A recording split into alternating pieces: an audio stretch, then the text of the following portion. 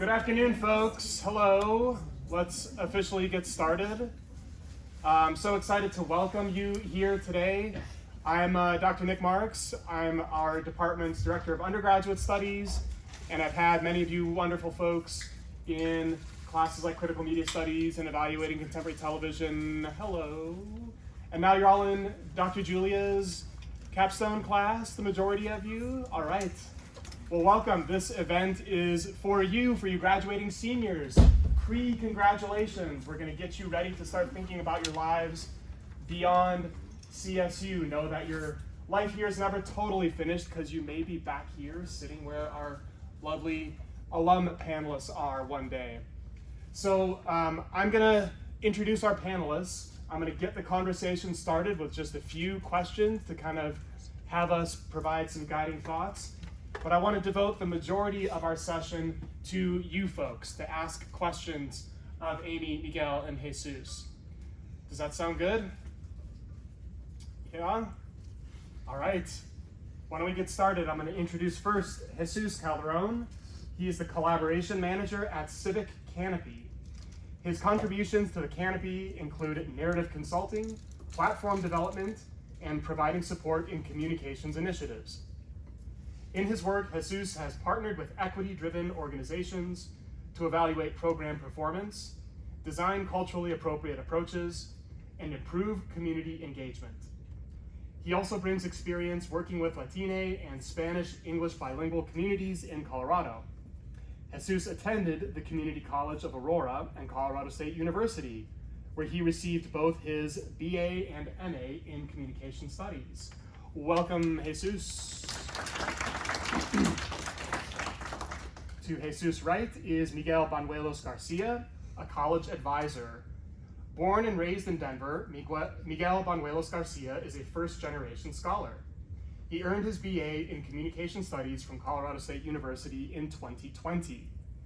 Beginning his career as an admissions ambassador in the Office of Admissions at CSU, Miguel ascended to senior admissions counselor before joining the Denver Scholarship Foundation as a college advisor. Passionate about college access and equity, Miguel is dedicated to supporting students in their pursuit of higher education. His journey reflects a commitment to breaking down barriers and creating opportunities for all. Rooted in his communication studies background, Miguel leverages his understanding of framing to advocate for inclusive policies and engage in meaningful public discourse. As a driving force in the quest for a more equitable educational landscape, Miguel Bañuelos-Garcia inspires graduating students to embrace the transformative power of education and work towards a future where every individual has the opportunity to thrive. Please welcome Miguel. And to Miguel's right is Amy Meredith, Communications Coordinator for the City of Fort Collins Utilities. Amy manages social media and works on various marketing initiatives within the Utilities Communications and Marketing team. In addition to working for the city, Amy manages an Etsy shop where she sells her originally designed products. Raised in Texas, she has lived in Fort Collins since starting at CSU in 2018. Amy is committed to sustainability and fostering public involvement.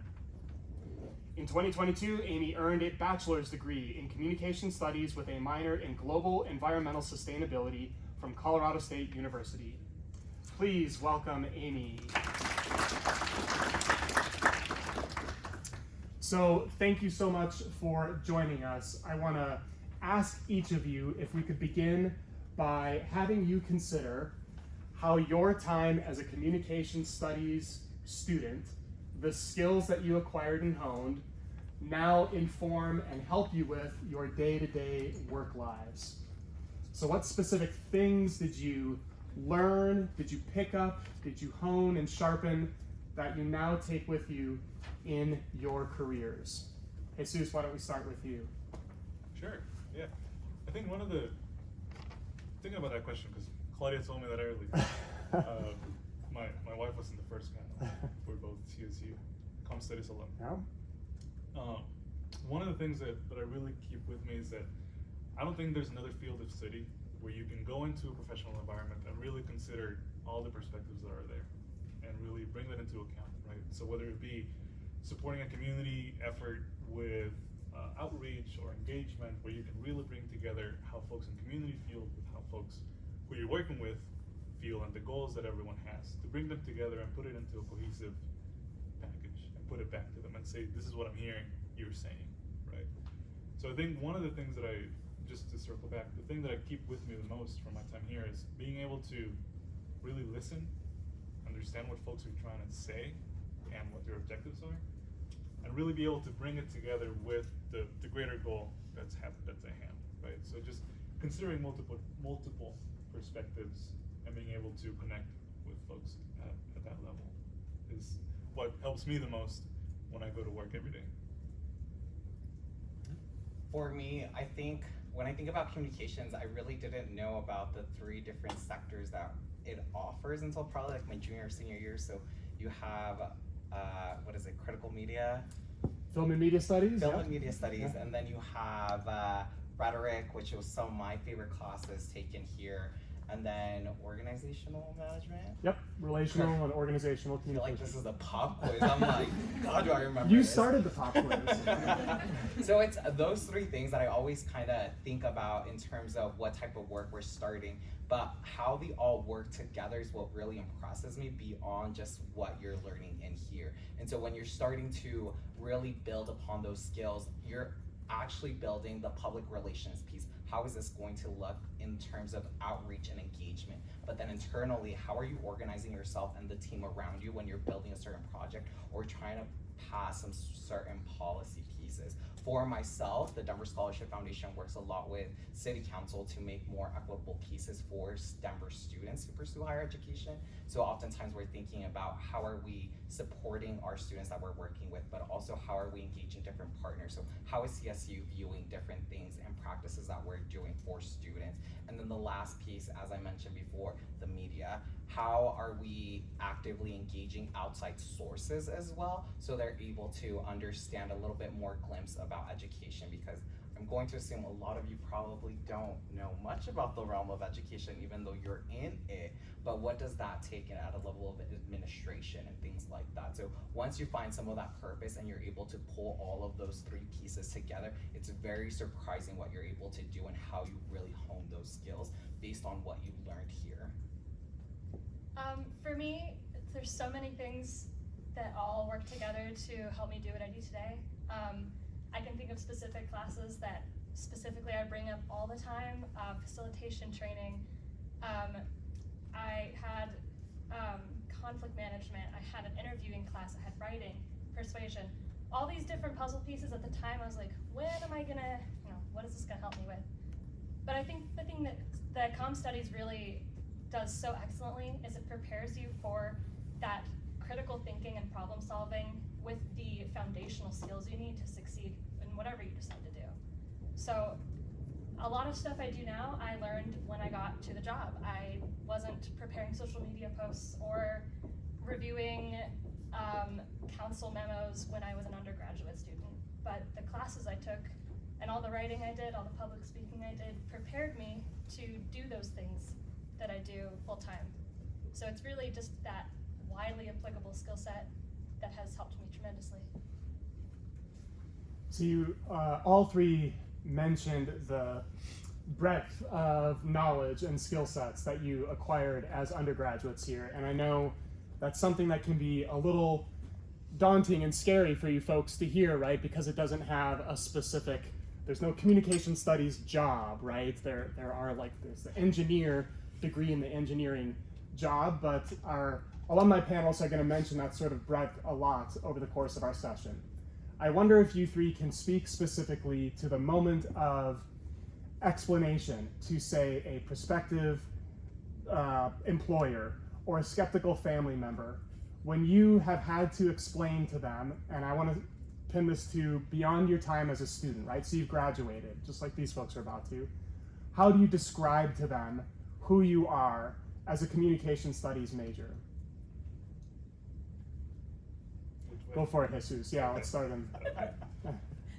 It's hard, and I'm sure many of us have had the experience of your sibling, your mother, your parent, whoever asking you what comm studies is.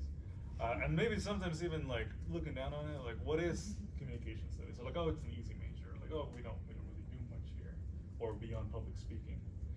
But the way I talk about it now professionally is communication studies means to me, and it goes kind of back to my first question. When I talk about I'm a communication person or a communication studies alum or have my degrees in it, is that I communicate that I can dig deeper into how people learn about themselves. I mean, when you're studying communication, you're studying how folks communicate with one another, how people make meaning out of the things that they consume. And so I let folks know, I let my sister know. When I talk to a community member, when I engage with a funder or an employer, I'm able to make meaning out of what they're saying and present it to them in a way that makes sense and is applicable to who they are trying to reach, right? So you're a meaning maker. I tell people, like, I'm able to go into spaces, learn about the stories that they're telling me, and tell them, is this right? Is this how you see yourself? And sometimes people are surprised that someone can listen to them and tell them, like, I hear you, I'm with you, I know what you're going through, or stuff like that. And so when I'm asked professionally, like, what do you do as a communication or as a collaboration manager at the Civic Canopy, I say that I'm able to bring people together to learn about each other and move forward collaboratively, right? Like, that's what my skill set allows me to do. But I don't tell them that I took this critical media studies class and that's where I learned to do this. That's just where I built, kind of like Amy was saying, that's where I built the skills to do what I do now, and I can communicate it in different ways. I think it teaches you kind of how to work more effectively. So I didn't really feel more pressure from my family or my parents. They didn't really know what communications is either. So as a first generation student, they were just more so happy that I was going to college, but I felt the pressure more from like my friends that I made at CSU. Like, there's business majors and engineers and your microbio friends. And I think that oftentimes you hear that stigma around, well, communications is an easy major. But as you start to think about the different things that you're learning, it's more about how you're applying what you're learning and how actively you're becoming around your own community and how you're utilizing this time. Because I personally felt like I became an expert in my field even while I was in my undergrad piece. So starting at a very young age, applying all that learning and actively seeking out those opportunities and being able to understand what we're building upon. So anyone in here an admissions ambassador, just curious? No, so whatever that may look like for you in terms of like the Center for Public Deliberation, for example, anyone a CPD, perfect. So you're seeing like those pieces of engagement within the community. My biggest advice when thinking about what does that look like and how you talk to others about what you do, you're active problem solvers essentially. So you're seeing different issues all around you, but how are you managing it and how are you actively finding solutions to work more effectively? So that's kind of what I tend to tell people, and you're all very versatile in what you're going to be doing as well, because everything that you're learning within your major is applicable to a lot of different things. And more specifically to me, my sector, I do anything from like donor relations, so working with a lot of donors, from working with like high school students, and then working with my colleagues and other stakeholders. Something that I always think about communications is wicked problems that has never left my head. What is that, Miguel? A So, wicked problem? A wicked problem is referencing an issue that's happening, but no matter what solution you're providing, you're not gonna make everybody happy, but at the same time, you're still finding ways to better support and find solutions for it. So that's kind of at the forefront of my mind. I know that there isn't going to be one clear solution to solve a problem, but you have the skills necessary to navigate those issues and try and do the best to satisfy a bulk of those people. Mine's very similar to what both of you said. Career-wise, I spend a lot of time coming up with the solution. It's not as clear-cut as my friends who went into engineering, for example. I have a lot of friends who are engineers. They have a task, they have to solve it the right way. When it's solved, great job. For me, I have to figure out, well, what does this problem look like? What are the things that, like, I have to think about all the different avenues that I need to reach with marketing, what communities we're trying to reach. I kind of create the problem, and then I analyze the problem, and then I create the solution in the way that best tackles the need we're trying to meet. So it's much more, I don't want to say engineering isn't creative, but my problem solving with my career is very creative in the sense that I have the freedom to do what I think is best for whatever project I'm assigned. But back to comm studies, I went into CSU undeclared. I had no idea what I was doing when I started for a year. And I took like a geology class, I took math class, I took like everything. And then I decided, I don't know if I want to be a geologist when I graduated, even though rocks are really cool. And when I found comm studies, I really resonated because for me, it's about the breadth. Maybe I don't know what I want to do right now, but if I get this degree, I can probably do whatever I want to do with the degree. And it is that your family is always, oh, what are you studying? Because my partner's an engineer. The thing that I will say prepares you really well is some of those, like I know people from CSU who were engineers and now they are consultants. And they're having to kind of backtrack just a little bit, really being careful with their writing and their soft skills that they didn't necessarily spend as much time preparing for in undergrad that I did as a comm studies major. That's just an example. I think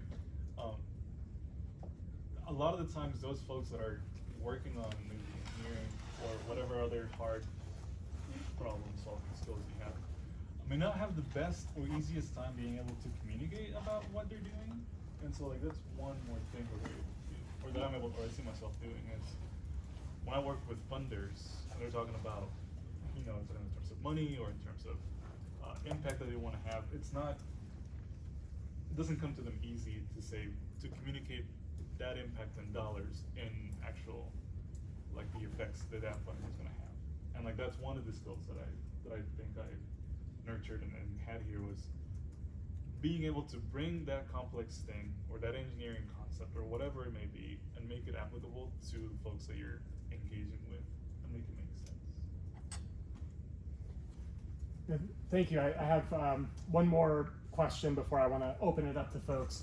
You've all kind of mentioned versions of this already, but I wonder if each of you could speak about a specific example from your current career. So Miguel, something from Civic Canopy, and so a particular conflict or a project you completed that was something you didn't envision yourself doing when you were in these folks' position, right?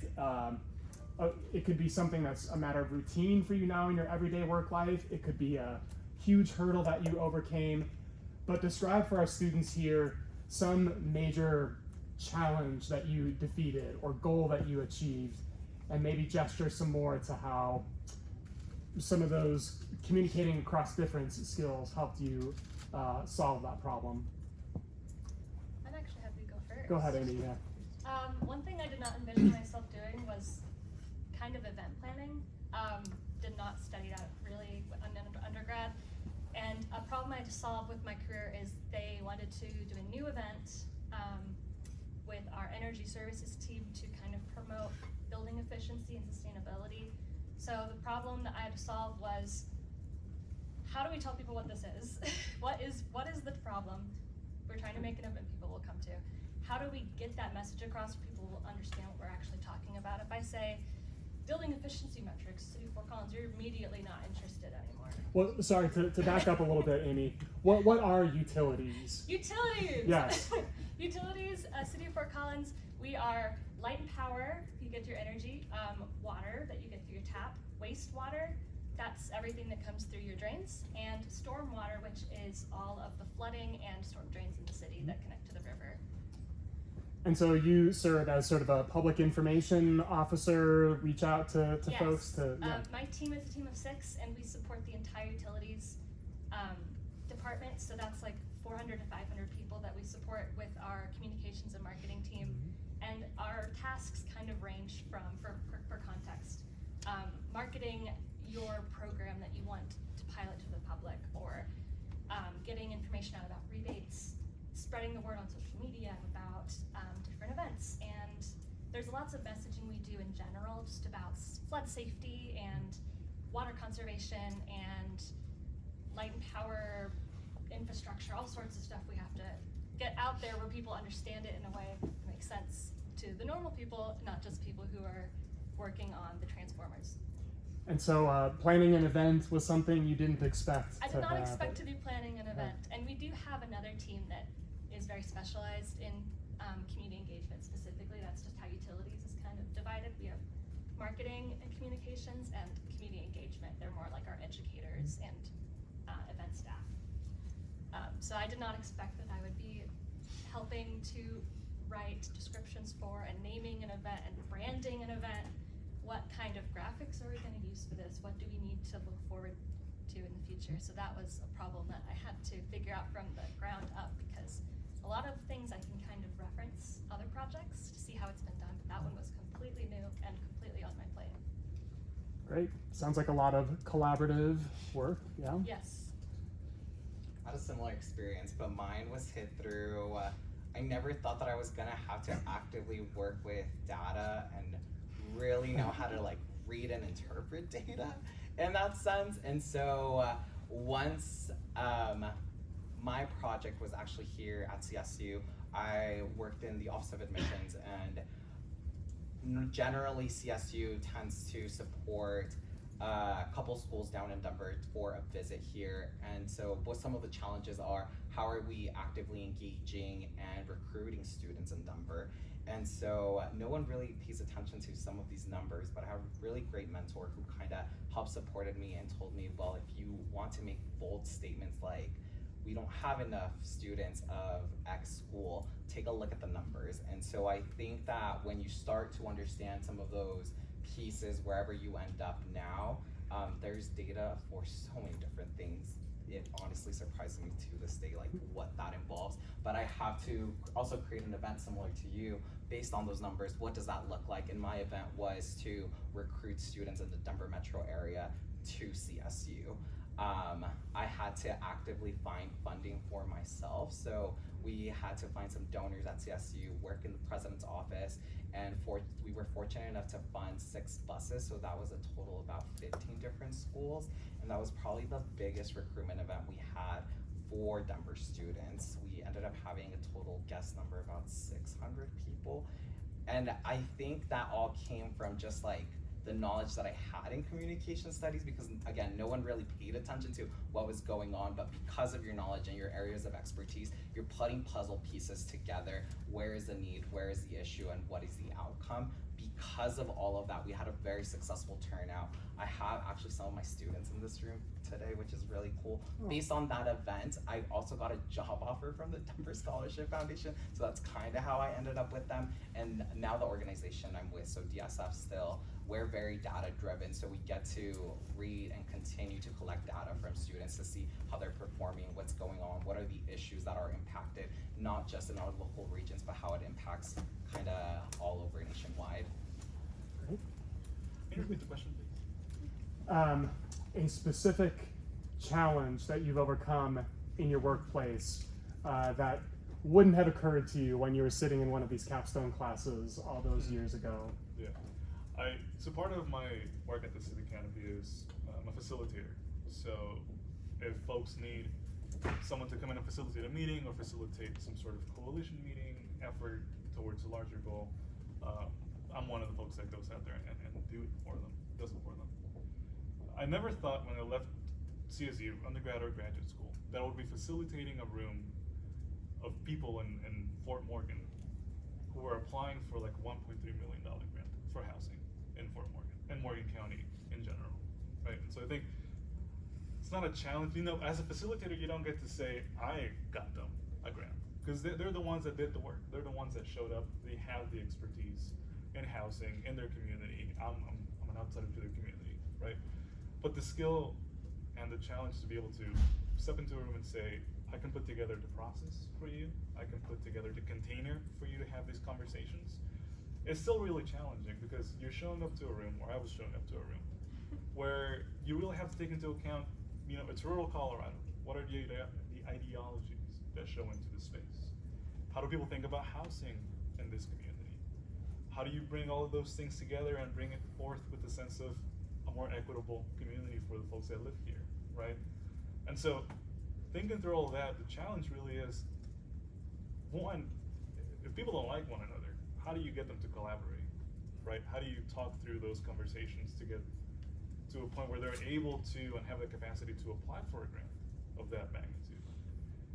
How how do you make sure that when you're having meetings with them, like how did I make sure that progress happened while also thinking about how the work was being done? Because sometimes people want to show up to a meeting and they want to just get the result and then talk about the content and leave, right? But sometimes it takes more than that. It takes process, it takes careful consideration of everyone in the room. And again, I don't get to say that I got them the grant, but they did apply for the grant and they did successfully apply for it and get the funding to do work on affordable housing and housing in general in Morgan County. And so it's not something I can take credit for, but it's something that I didn't see myself being a part of when I was going to school here or when I graduated. Wonderful. Why don't we open it up to you folks? What questions do you have for our very recent graduates? How did y'all get a job?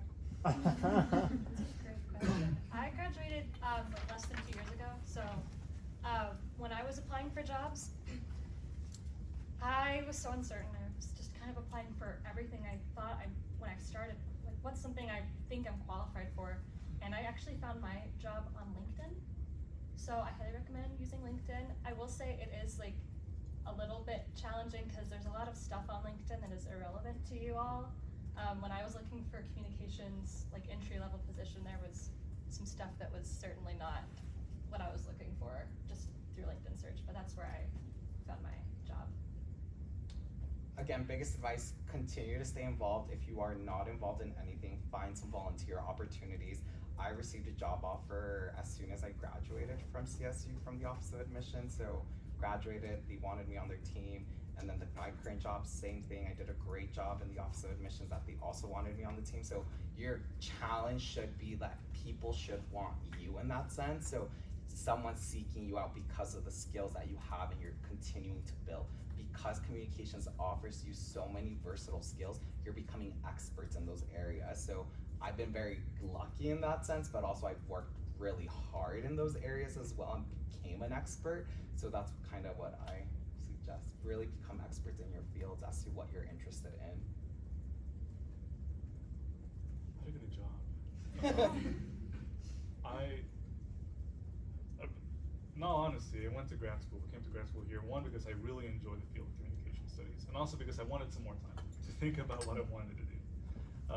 And that was my path, right?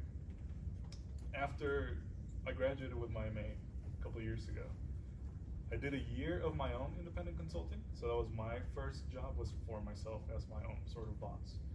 I provided consulting services on, culturally appropriate approaches for Latinx and Spanish-speaking communities in our state to different nonprofits. And so that was my job for a year.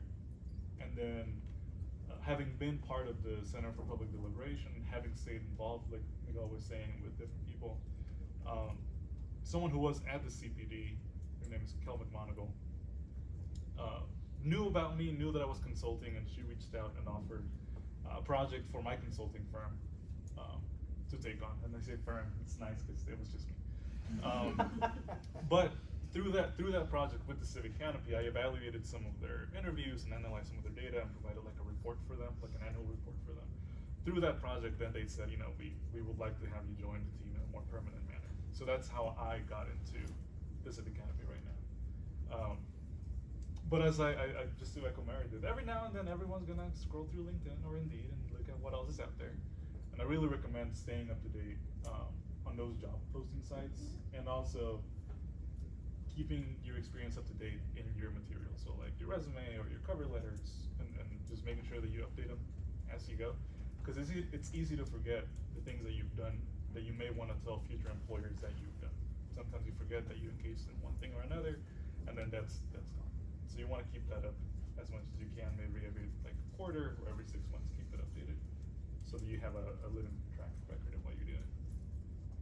One tiny thing to add to that, something that helped me get a job that I had an internship before I graduated, and they told me this was a factor that they hired me for. I created like a digital portfolio with Wix, and I just like had my headshot, I illustrate, so I had an illustration on there, and then I had links to, here are 2 different styles of writing I've done for school, because they knew I was a student. They don't expect you to be what you're not. It was, here's a persuasive writing piece, here's an AP style piece. here is some photos I've taken. I didn't know what they would want to see, but I just thought, let's throw everything together to one link. And then I had as a QR code that I used for like the career fair. And there was one job interview where my resume didn't load, so I was able to send them that link for quick access. So that was something that really helped me get my footing, was having something that just showed in a colorful, fun way all the things that I can do. That sometimes resumes are so important, but that was just a bit more of a fun way to share that same information. And adding on to both of you, I think you bring up such a great point, both with like, I think the biggest struggle too coming out of college, it's like, what am I worth? Like, how much should I be earning right now? I think compile all your skills, and I think LinkedIn is such a great resource for all of this. Take a look at some of the jobs that are being posted and how much like that salary range is. That way it gives you some certain idea as to where your skills are at, how much are employers paying for certain positions. And then what I also kind of tend to do, I love LinkedIn so much. There is this profile, so CSU will have its own profile. If you click under alumni, you're able to put in like keyword searches. If you like search communication, you'll able to see a bunch of different alumni, kind of also where they're working at, and you're able to kind of branch out your networks like this. If you're probably looking around your room, this is such a great start to start your network as well. So just start connecting with each other. That will build your network. No one really references, well, who's following who on LinkedIn, but those numbers mean a lot to some companies out there sometimes based on like what influence and what you're doing. Also, beyond numbers, when I was trying to figure out what I wanted to do, I was able to message a couple of recent alumni who had jobs I thought I might be interested in. And I met with one of them for coffee just to ask her what she did on the day-to-day. So that's another thing LinkedIn is super helpful for.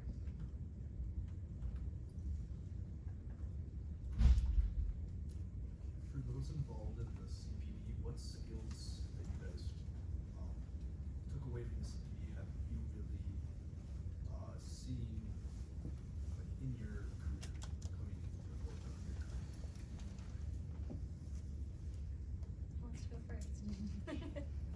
Listening, I'll go first. I think listening was probably the best one that I've taken away from it. You're going to have a lot of stakeholders who want to insert their opinions. You're also going to want to add your own opinion, but I think it's better to listen to what others have to say and draft out your own thoughts. And I think that's what has helped me be a little bit more successful in the sense to finding better solutions for effective problems. You're listening to what some people want, but you're also seeing other problems that they might not be recognizing. So again, listening is probably the top one, and then understanding how to facilitate different conversations. I think that you're going to be in different positions in very different times with different age groups at the same time.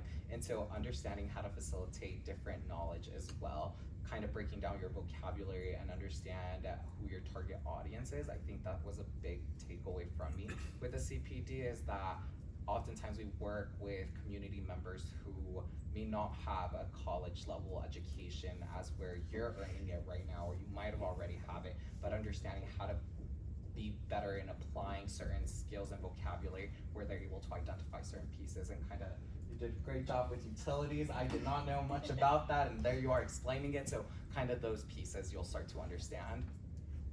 Exactly those two things as well. When you're graduating, if you've been a CPD, you can say you are a professionally trained facilitator. If you look up online facilitation training courses, there are like a few weeks, some of them. And I was in the CPD for 3 years. So I said I have more technically facilitation experience as an undergrad that some new professional facilitators might have.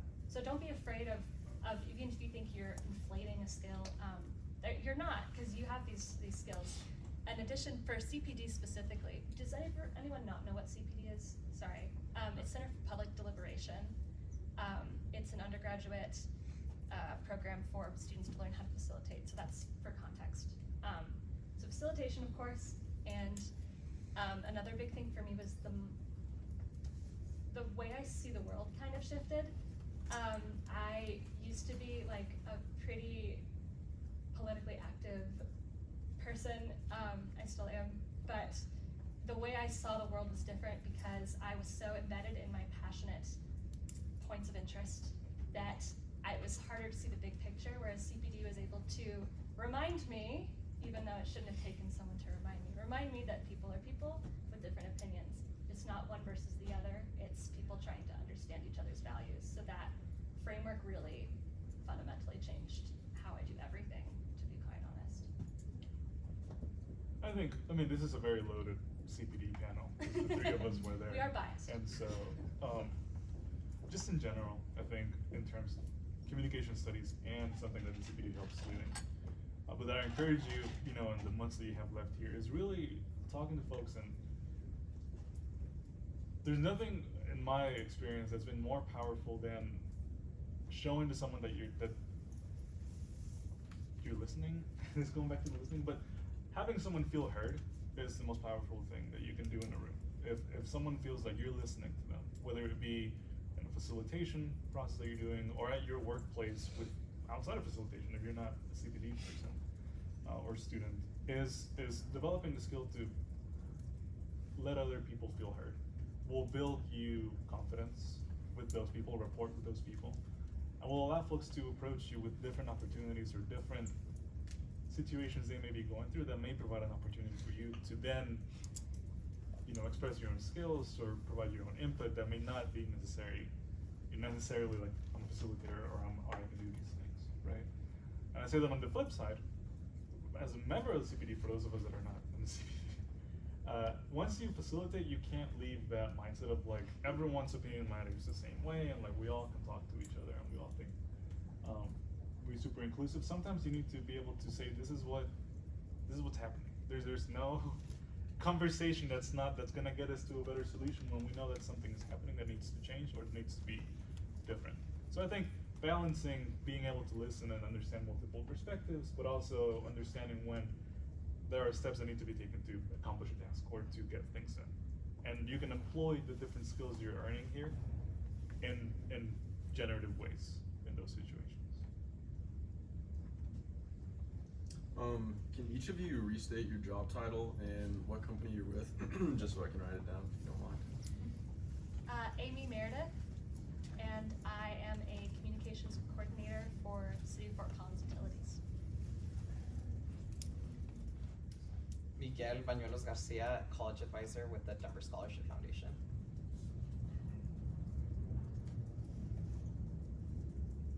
I'm Jesús Calderón. I'm a collaboration manager with the Civic Canopy. Could you say that one more time if you don't mind? Which part? All of it? Collaboration Manager. Collaboration manager with the Civic Canopy. Alright.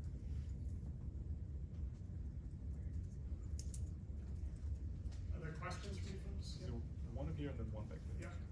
I was just wondering, do you think the communications degree has prepared you for like every skill that you use in your work environment? Yes and no. Yes, in the sense that I'm able to think critically and problem solve and power my way through learning new skills. No, in the sense that there's so much I just have to learn once I start a job. Things that you can't, in any job, there's things you just have to learn that you can't know before you start. So, yes, in the sense I'm prepared to learn new things, but I can't possibly know everything before I start. Yeah, very similar. I think it provides you the knowledge, but it's the practice piece. And so what are you actively doing to practice some of those pieces? What do you want to do and grow within them? Is what really kind of makes you more well-rounded and understanding how to apply. I believe they changed the course name, Rhetoric and Western Thought. History and Theory of Rhetoric, yes. Anybody find that class hard? Okay, yeah, so that class was such a challenging one at the beginning, and I hated it so much. Thought a lot about like, what am I gonna use this for? But I had really great tutoring back there. Thank you so much.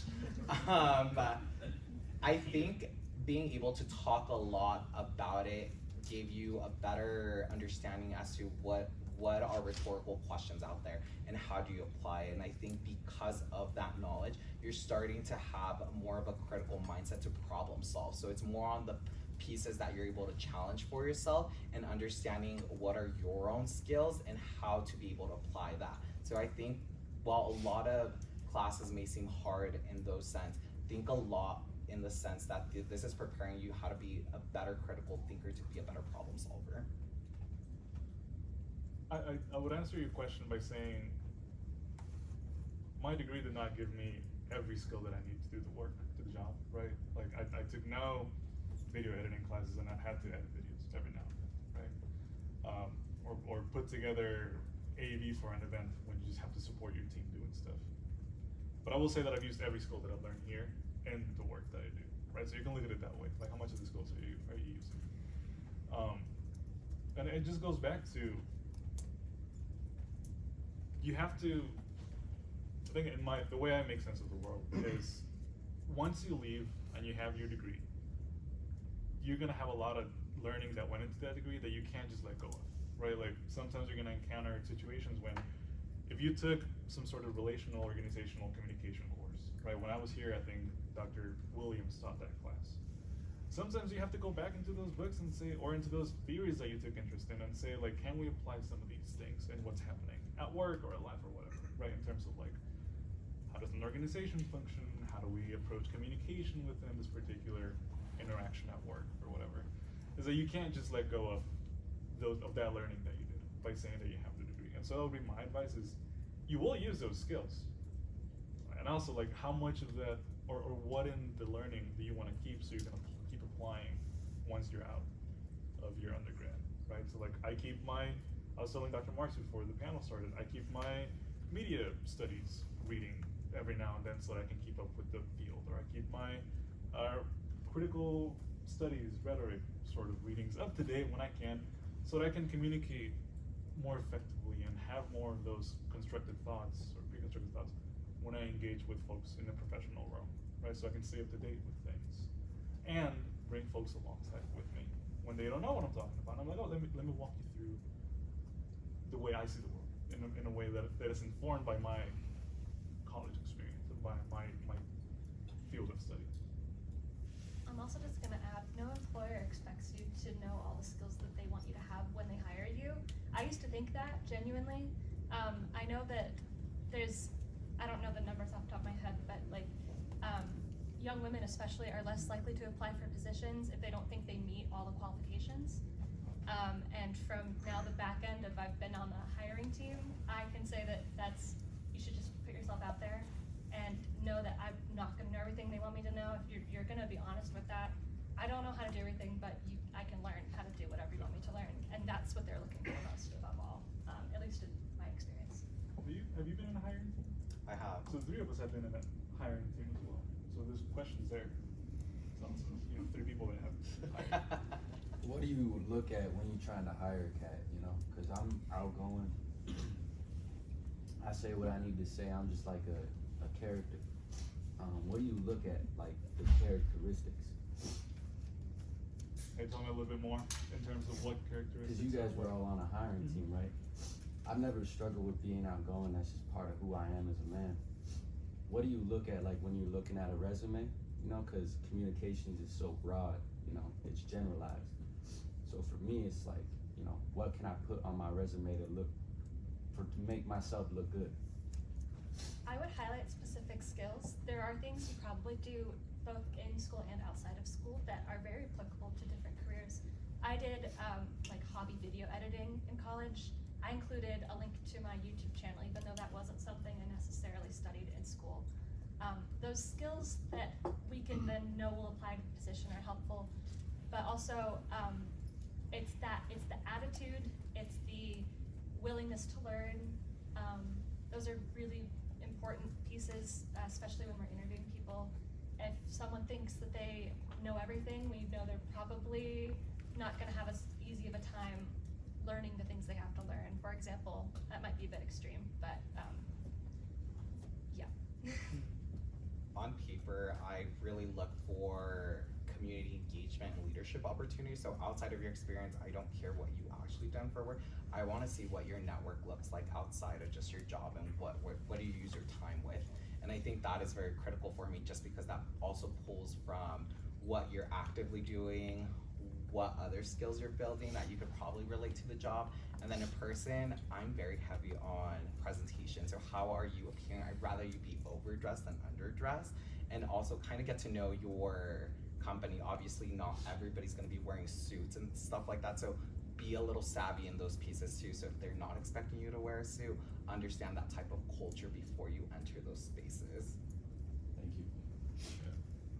I'll answer this question, and then I saw another one over there, and I saw another hand over here, so we'll go here, there. Facilitator, back there. see? Really great. I think, you know, when you go into a job interview, or you submit your resume, you want to show, in my experience, you want to show that you can do the job, right? So whatever, if there's requirements that the job listing puts forward, then you say, you know, here's how you know I can do the job. I can get the work done. And then you want to also focus on what you bring to the organization or the employer that you're going to work with. So that's one of the things, right? You show that you can do the job, you answer the questions they ask you when it comes to, do you have the qualifications to do the job? And then you say, here's what I bring to the team. Here's what I can contribute to the team outside of just the requirements of the position, right? And I'm not saying that you do more work than it's assigned and you're being paid for, but also what the team gains by hiring you over hiring other people. And it's very general statements that I'm making, but when you're looking at the individual job descriptions, you can think about how you fit in the team and how you make yourself sort of like irresistible. Like, we should hire that person because they bring this to the team over other folks, right? So I think that's one of the things. And then you said presentation. We've all made PowerPoints here, right? I'm assuming that we've all made PowerPoints. There's so many ugly PowerPoints out there. So like, just the sense of bringing like a well-composed presentation, whether it be a PowerPoint or a speech or whatever, is so valuable that you can say, I can put together something that makes sense and it's not bright yellow text in front of a black screen, right? Like, you can put things together that look good and will present the organization and yourself very well. Really important skill that that's kind of like the common sense isn't common sense out there. Like, you'd be surprised how many presentations I've seen where I'm like, what is this? I have to do that a lot for my job as well. Something I should add to like the second question we were originally asked. The specialists in my field are so smart and so good at what they do, but when they have to tell other people about what they do, that's when they really need to rely on us. So having those, oh my gosh, the amount of presentations, the text was off the slide. Like, what? They can't read it if it's not on the slide. You have a lot more knowledge than you think you do. Now that you all have an established presence in your respective fields, where can you see yourselves growing, or where do you hope to grow?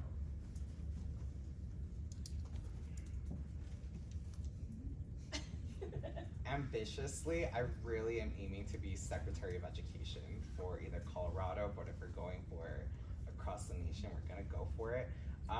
So that's my ambitious goal.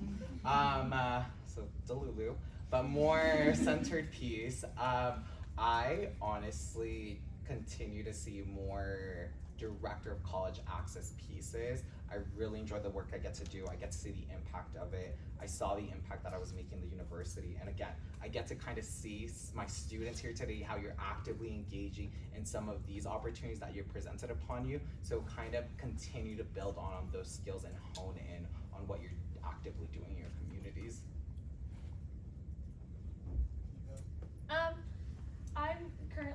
I have an entry-level position at the moment, and so as far as where I could keep going with this position, I could become public involvement officer for utilities, that is talking to the media about flood alerts and outages and downtown road closures and all those types of things you get called for.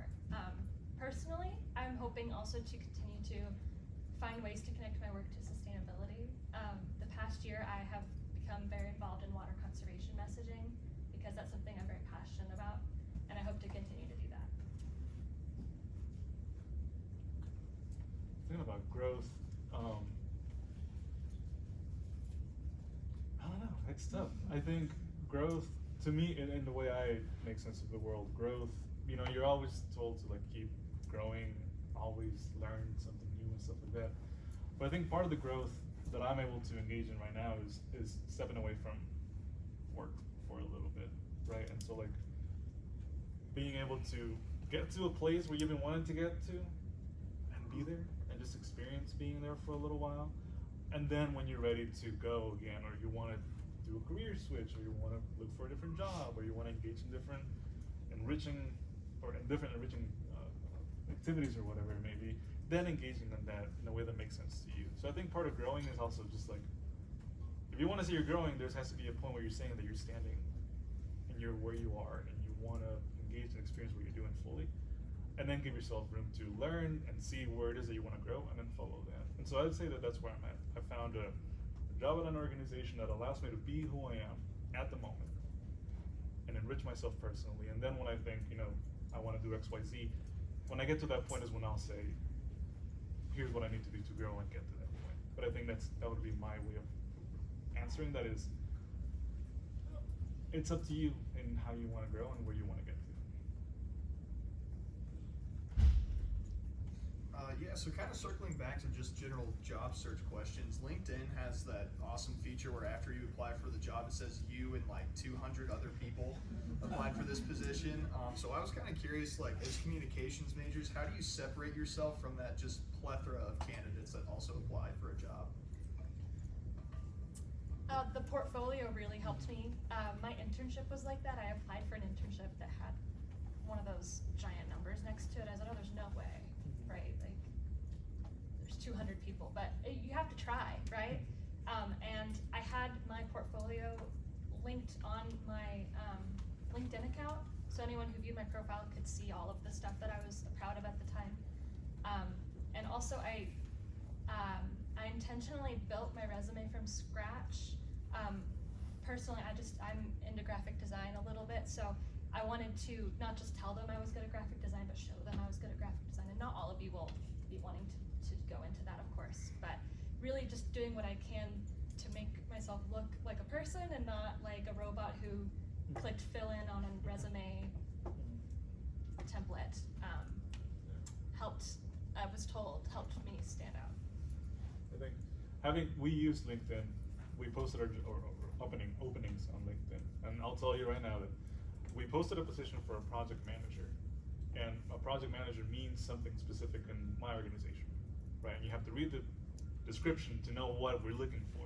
And I'll tell you that out of 400 applications we got, 350 were people who have project manager in their title.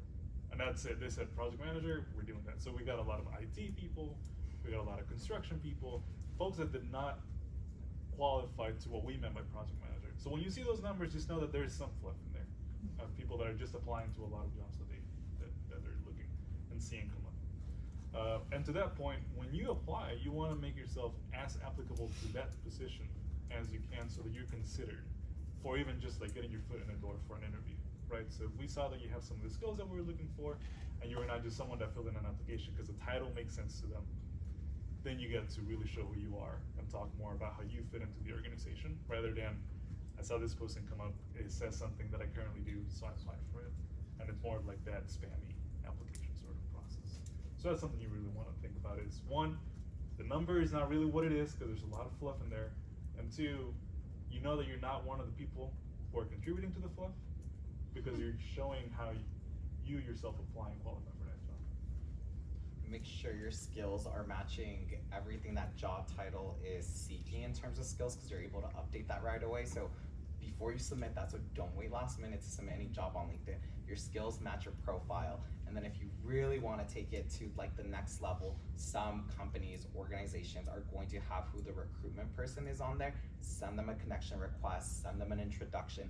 That also makes them stand out. I had people do that with me, and it does put like kind of at least a face to the name to an extent. At that point, I'm like, oh, I know who Adrian is now. Also, cover letters.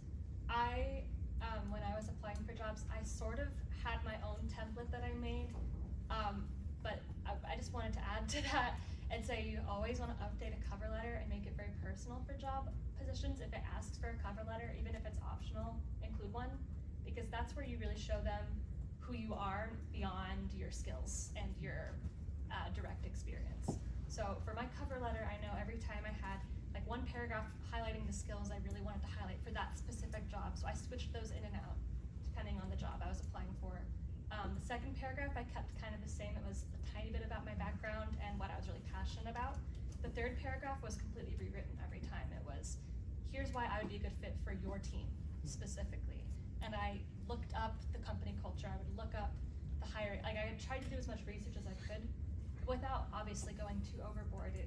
I don't want to spend an hour necessarily for one cover letter, but just making sure that I made it personalized for the application did help me get more initial responses as well.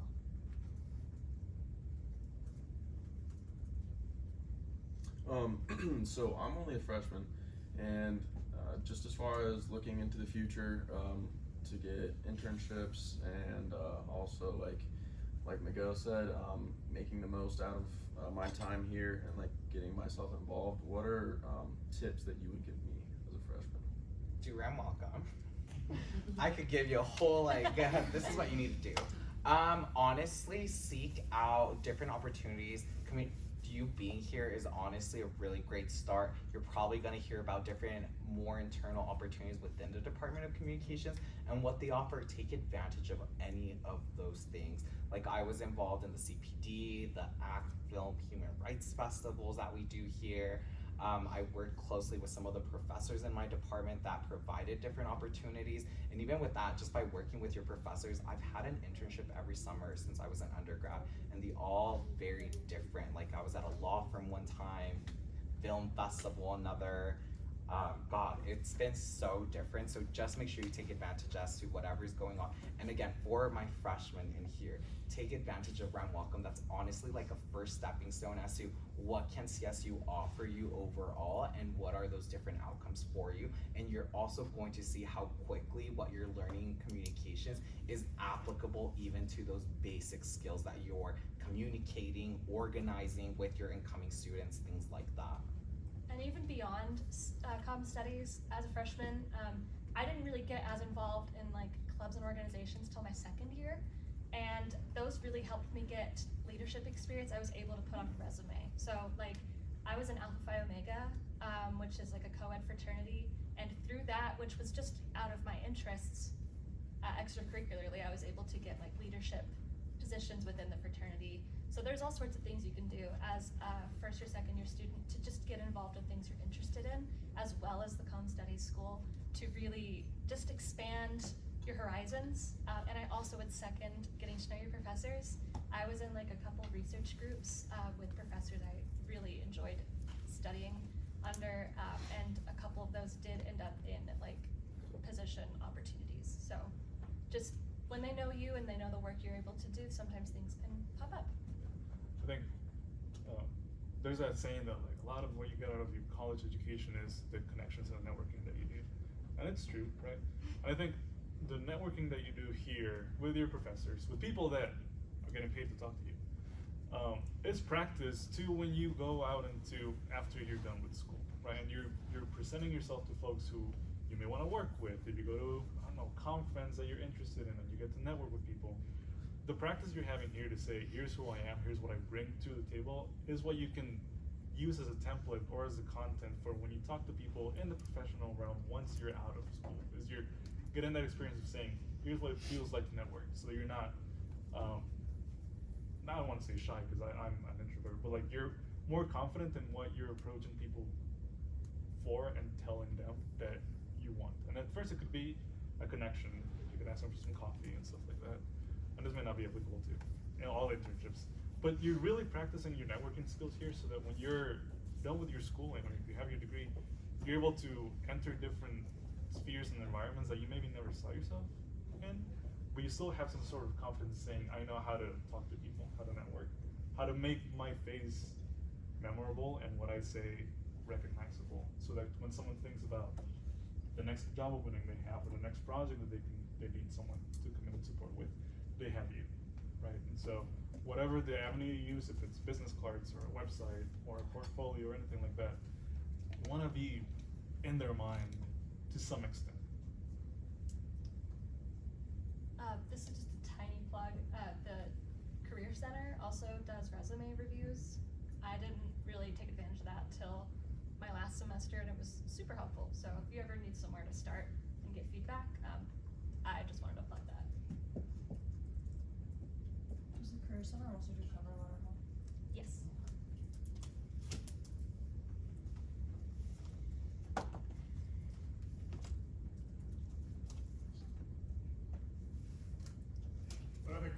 do folks have or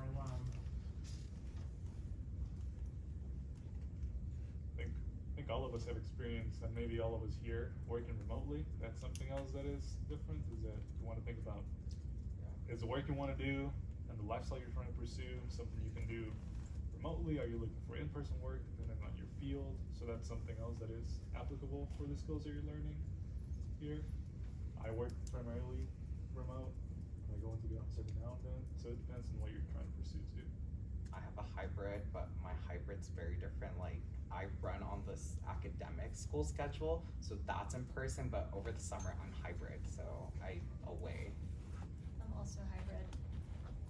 And I was able to say I maintained my grades through fully remote school when I was applying for jobs, and like, oh, then she can do her work when she's working from home. You can really pull in anything for your job application, so really don't hesitate for that. I don't know why I keep saying it. I just used to be so doubtful, is this really important to mention? And you can include whatever you think is important to mention. Can you folks talk a little bit more specifically about how the sort of post-COVID environment has shaped your workplaces? You all mentioned the nature of hybrid work, but having gone through school under COVID, what's it like to work in a sort of COVID-y/post-COVID environment? With the city, at least, there's a lot more expectation for flexibility than there used to be, or so I've heard. I joined the workforce after COVID really started, of course, but it was the flexibility that's kind of expected now in a few different workplaces. Not all of them. I know some workforces have gone fully back to in-person. It just depends on the culture of the workforce you're entering. But it has definitely changed, at least, employee expectations for flexibility within the city. We used to be fully in person, my team, and now we meet in person 1 day a week. So that's a change. Yeah, I think it does revolve around depending on who you're working for, but our organization is also very flexible. I think it's really understanding what's an in-person project versus what can you finish at home. Our bigger events, galas, things like that, that has to be in person. Obviously no one can work from home, but it's more like the preparation side of things you could do at home. I think something that's so unique about if you started in 2020, you have built up so many different skills from learning online to what you are as a senior right now. Utilize those skills that you've developed over these last 4 years or however long that's been for you. Because of the pandemic, you all went through a different route of understanding technology in a different way than anybody else has. So really hone in on those skills when you're looking for jobs, when you're talking about jobs, and talk about how you're tech savvy to an extent when it comes to some of these different opportunities. And that's something that really impresses me now with some of the seniors that are graduating both in college and in high school. Something about the nature of work that does not get done in person at an office is that it comes with a certain expectation of like self-management. So like being able to manage your own workload when you're not in an office full of people that are doing work with you, right? So I've personally struggled with like, I'm home. I could just, take a break, I could go to the living room, have a snack, come back later. And so while it's useful to take a break and it's nice to work from a place that is not an office where you have to be at, there's also the challenge and the learning curve of like applying that self-management, managing your own time at home or wherever you're choosing to do your work in a way that gets the job done, but also takes advantage of the flexibility that you're getting to do remote work or hybrid work or whatever arrangement you have. And so that's one of the challenges that I faced was being able to manage my own workload when I don't have a supervisor next door or something like that, right? And then the other one is to really, something that's changed before COVID and now into a post-COVID sort of workplace is, depending on, like Amy was saying, depending on the industry you go into, my industry is very community-facing heavy. And so I could schedule a virtual meeting for someone in Eagle County, but I know that I have to go in person if I'm going in Northwest Aurora, because that's what community is used to doing, right? So you have to be able to differentiate who has the access to the technology to meet virtually. You can't assume that everyone has a computer or access to the internet, stuff like that. And who can I just send an email and schedule a call with, right? So you have to really think about, now that these things are commonplace, meeting online or going in person, that some folks are still meeting in person, and you have to meet them where they are. And some folks it's fine to meet online, you have to meet them where they're at. And so being able to just keep all of those things in your mind as you do the work that you're engaging in, I think is also something that's been different now. Whereas before, I think it's like, it's been in person all the time for everything. So there's flexibilities and there's added accountability on your end to be able to account for those things.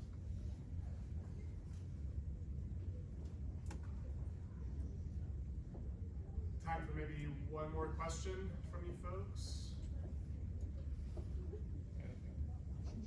Yeah, literally anything. Do you have any tips for organization and how to like stay organized with everything? It really, I've seen so many different methods work for different people. Me personally, I keep a very carefully color-coded schedule and a checkbox to-do list because I need to make sure I don't forget the small things between the meetings. I have 4 different agendas, but that, again, very different for people. So I have my work agenda, my like extracurricular agenda, and then my social agenda, and then the master agenda. So that really pulls everything together, but that really looks scary for some people. So it just depends on what that looks like for you and what works well. Yeah.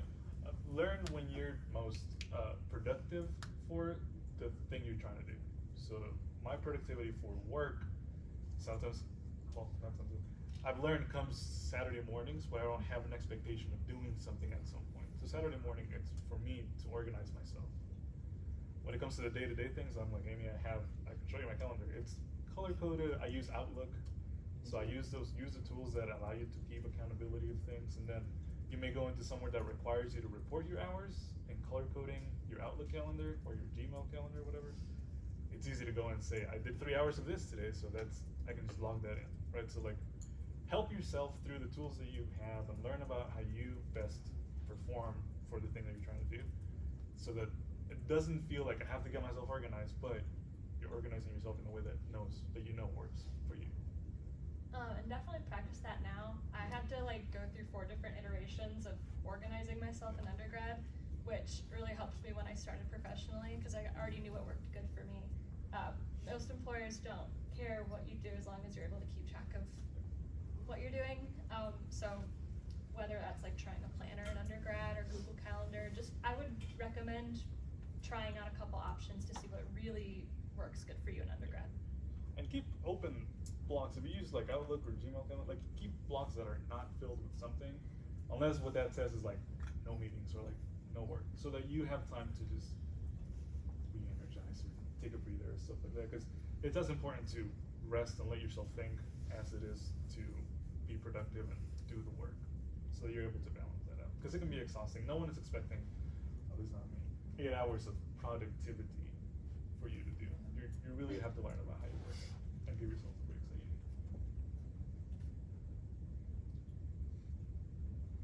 need. Right.